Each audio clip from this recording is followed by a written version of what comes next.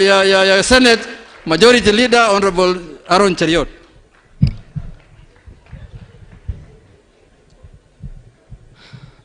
Your Excellency the President, together with the First Lady, the Deputy President, our speakers, the Ichungwah family, and all the distinguished mourners that have come this afternoon and today to mourn the departing of our patriarch. Naomba niwasalimu wote. Bwana Yesu asifiwe. Bwana Yesu asifiwe tena. Asante. I want to take this opportunity on behalf of the Senate of the Republic of Kenya that works so well with our colleagues in the National Assembly, and also on behalf of the people of a very famous address in Kericho, where this patriarch of ours traces his roots, to pass my condolence to this family and to the people of this community for the passing on of a very distinguished statesman.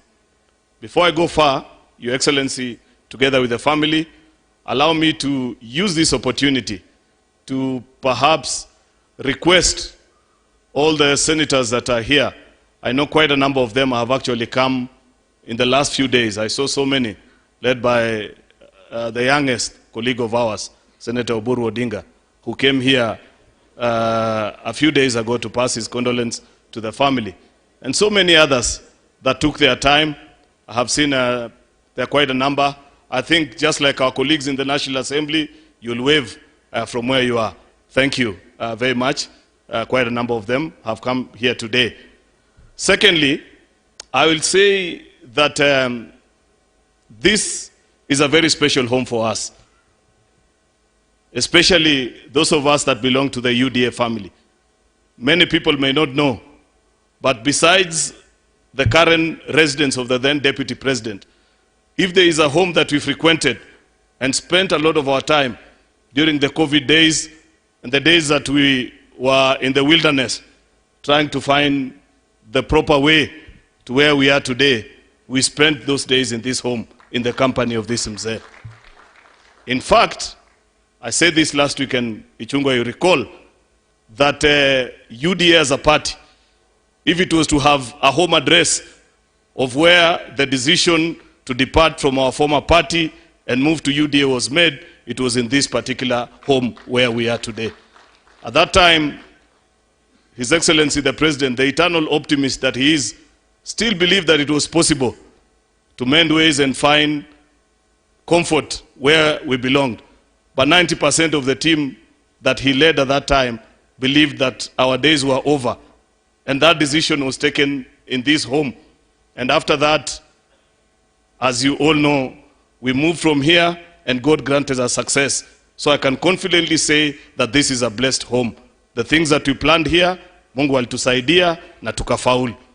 Ya pili, Your Excellency, ni kwamba kama vile imesemwa na Mheshimiwa Kimani Ichungwah alinikumbusha wiki hii wakati tulikuja, kwamba mara mingi tulikuwa tukikuja nyumbani hapa, mzee alikuwa anatupatia nyama na hiyo kitu ingine walisema walikuwa naongeza.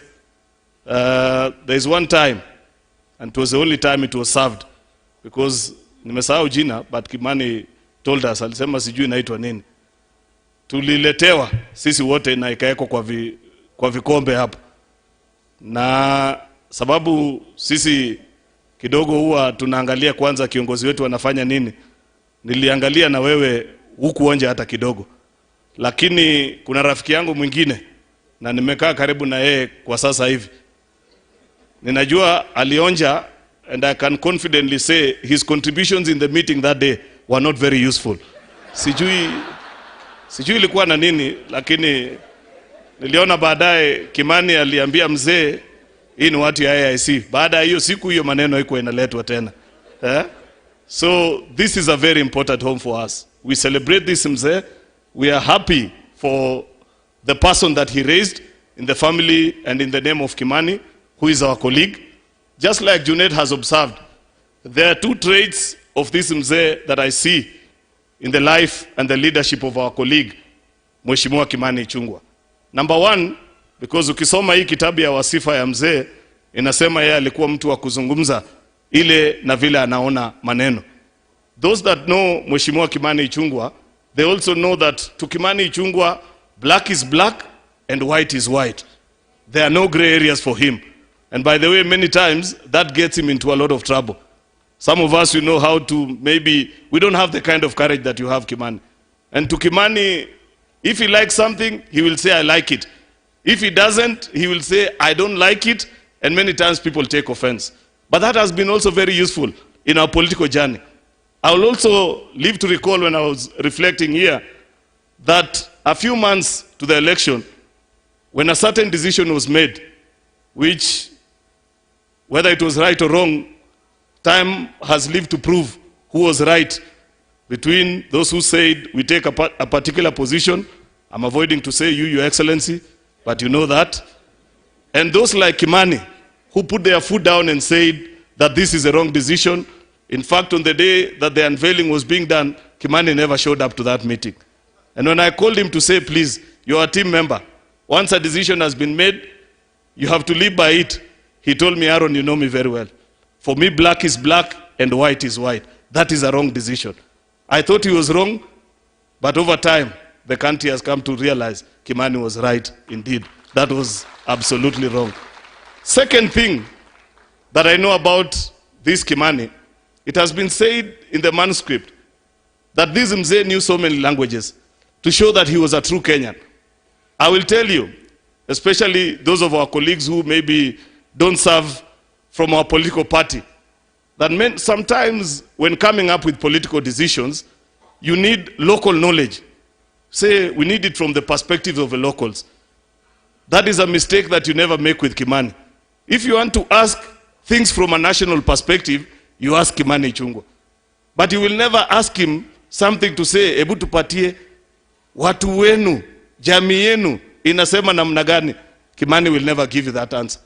That is a trait he picked from this particular Mzee, knowing that we exist as a country and all these other things are just languages that we use to trade and transact. I celebrate that about this particular Mzee. Lastly, Your Excellency, just like Junet has picked certain things that perhaps you need to improve, Mheshimiwa Kimani, from the life of your father, I would not have picked that particular one that Junet has picked. But I know for a fact that you're a good man, General Kimani. But it has been said that your father was extremely generous. I'm not saying anything. Why are you laughing? I didn't say anything, but I've just said Mzee was very generous, Kimani.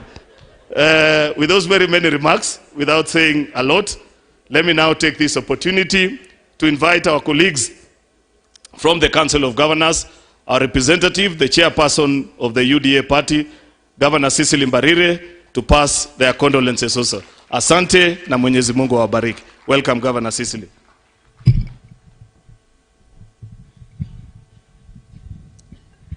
Your Excellency, the President of the Republic of Kenya, Your Excellency, the First Lady of the Republic of Kenya, Mama Rachel, Your Excellency,